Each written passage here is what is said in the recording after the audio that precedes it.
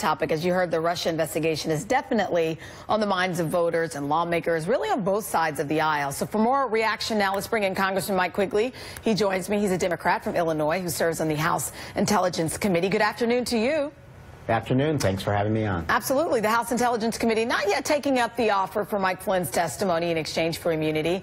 And one of the theories is, I want to get your thoughts, that the committee will decide on that if and when it could yield a bigger fish. So obviously people hear a bigger fish and some would assume the vice president or the president. Is there anything more to this than wild speculation? Well, look, I understand he's asked for immunity. Let's understand what's involved with that. We have to appreciate and work with the Justice Department in their investigation. We have to work with our Senate colleagues. And immunity involves looking at the proffer. What is he arguing that he's going to say?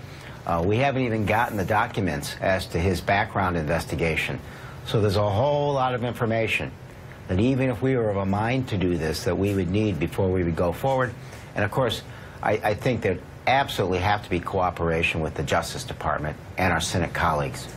You've called for, I want to tackle another topic here, you've called for House Intel Committee Chairman Devin Nunes to step down. But listen to what he said about the appearance of impropriety, and we'll talk. Someone has to do it. I'm sure that all the Republicans in Congress voted for President Trump. All the Democrats voted for Hillary Clinton. I mean, that's just how it is. But at the end of the day, we're accountable to our voters. And said this whole issue that we briefed the president on, that I briefed the president on, had nothing to do with Russia. So obviously there's no sign he will step down. How does this committee move forward in light of all of this? We start work Monday. I think the only way to go forward is to try to restart this.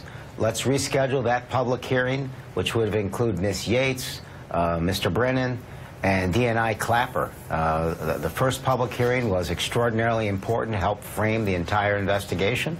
And let's bring back those two gentlemen for a closed hearing. We have a lot of documents to review. We have witness lists to prepare. I'd like to think there'll be better and increased coordination with our Senate colleagues in their investigation. There is a lot of work to do.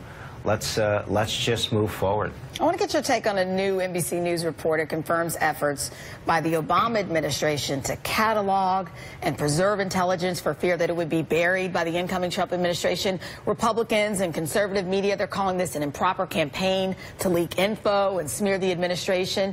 What's your thought on it? All I know is the rumors that have been spread about what was collected at the White House, what the chairman had seen and not disclosed to anybody else.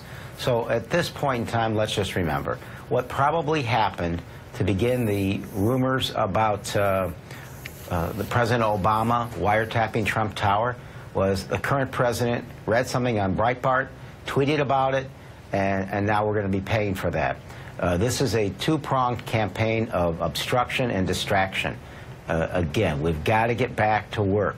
We have to follow the facts wherever they lead us.